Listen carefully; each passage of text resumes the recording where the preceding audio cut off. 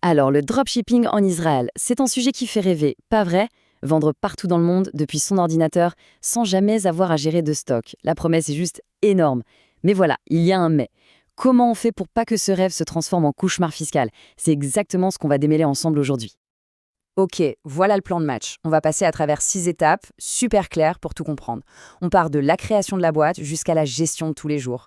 Promis, à la fin, tout sera beaucoup plus simple. Allez, on attaque avec la première partie.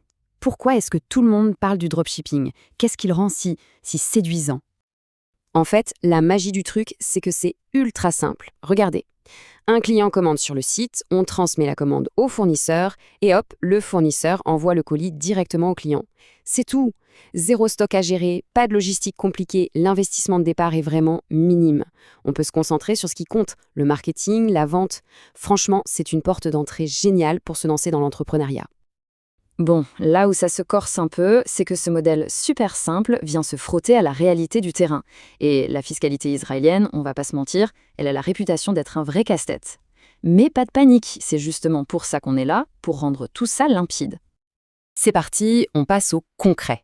La toute première chose à faire, avant même de penser à vendre quoi que ce soit, c'est de donner un cadre légal à son business. C'est vraiment la base, les fondations de la maison. Et là, on arrive à la grande question que tout entrepreneur se pose en Israël au début. Osek Patour ou Osek Mourcha. Ce choix, il est super important parce qu'il va déterminer toute la compta et la manière de gérer la TVA.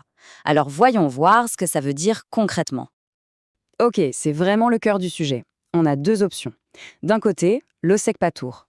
Pensez-y comme le mode débutant. C'est simple, parfait pour commencer. Tant que le chiffre d'affaires ne dépasse pas les 120 000 shekels par an, à peu près, on est tranquille. L'énorme avantage, pas besoin de se soucier de la TVA. De l'autre côté, on a l'OSEC Mourché. Ça, c'est le niveau supérieur. C'est obligatoire si on dépasse le seuil. Là, on doit facturer la TVA au client, mais la bonne nouvelle, c'est qu'on peut aussi la récupérer sur nos propres achats professionnels. La compta est un peu plus sérieuse, c'est sûr, mais c'est le statut qu'il faut pour vraiment faire grandir son business. Bon, une fois que le statut est choisi, il faut aller se déclarer. En Israël, il y a 3 portes auxquelles il faut absolument frapper. Notez bien ces 3 noms, ils sont super importants. On a Mas Hashnasa, ça c'est pour les impôts sur le revenu. Ensuite, Maham, c'est l'équivalent de la TVA. Et enfin, Bitwa Leumi pour la sécurité sociale. Il faut s'enregistrer auprès des 3, c'est une obligation absolue dès le premier jour. Vraiment, il ne faut pas jouer avec ça, sinon les pénalités peuvent faire très mal. Allez, on plonge dans le moteur de la machine. Comment on calcule l'impôt sur revenu? En fait, tout repose sur une idée simple, comprendre ce qu'est le bénéfice imposable. Et là, attention, c'est la règle d'or, celle qu'il ne faut jamais oublier. Si on est résident fiscal en Israël, on est imposé sur tous ses revenus, partout dans le monde.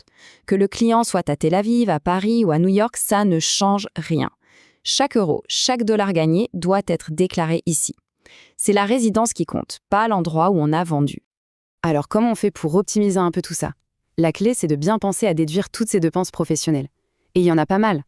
Ça va du coût d'achat des produits, bien sûr, aux frais de la plateforme comme Shopify, en passant par toutes les dépenses de pub sur Facebook ou Google, les commissions de PayPal ou Stripe, bref, tout ce qui sert au business. Ah, et j'oubliais, les frais de comptable, ça compte aussi. C'est pour ça qu'il faut être hyper méticuleux et tout garder, c'est non négociable. Bon, on respire un grand coup et on s'attaque aux gros morceaux. C'est peut-être la partie la plus technique, mais c'est sans doute la plus importante pour un dropshipper. Je parle bien sûr de la TVA, ou comme on dit ici, le MAM.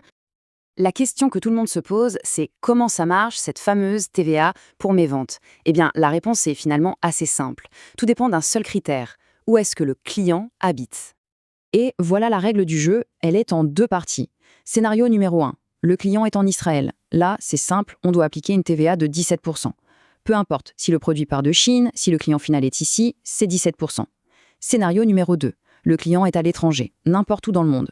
Dans ce cas, c'est considéré comme une exportation de service. Et la bonne nouvelle, c'est que le taux de TVA est de 0%.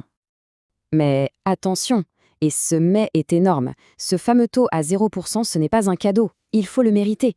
Il faut être capable de prouver aux impôts que le produit a bien été expédié et livré à l'étranger. Ça veut dire garder les preuves d'envoi, les confirmations de livraison, tout ce qui montre que le client n'est pas en Israël. Si on n'a pas ces preuves, l'administration fiscale peut tout simplement requalifier la vente et réclamer les 17%. Croyez-moi, la paperasse dans ce cas précis, c'est notre meilleur ami. On arrive tout doucement au bout de notre parcours. Pour que tout se passe bien sur le long terme, il y a quelques bonnes habitudes à prendre. On va voir ensemble les clés pour une gestion saine et sans stress. En fait, ça tient en 4 points, une petite checklist super efficace. 1. Tenir ses comptes de manière impeccable, c'est la base de tout. 2. Ouvrir un compte en banque dédié uniquement au business. On ne mélange jamais le pro et le perso. Jamais. 3. Garder et archiver tous les documents, toutes les factures, tous les reçus, absolument tout. Et enfin, le 4e point, et peut-être le plus important, ne pas essayer de tout faire tout seul. Faire appel à un expert comptable qui connaît le e-commerce, ce n'est vraiment pas une dépense, c'est le meilleur investissement qu'on puisse faire pour sa tranquillité d'esprit. Et voilà l'idée avec laquelle il faut repartir. Toute cette complexité fiscale, il ne faut pas la voir comme un fardeau. Au contraire, c'est une occasion de construire quelque chose de solide. Quand on maîtrise ces règles, on ne fait pas juste que suivre la loi, on pose des fondations saines pour son entreprise.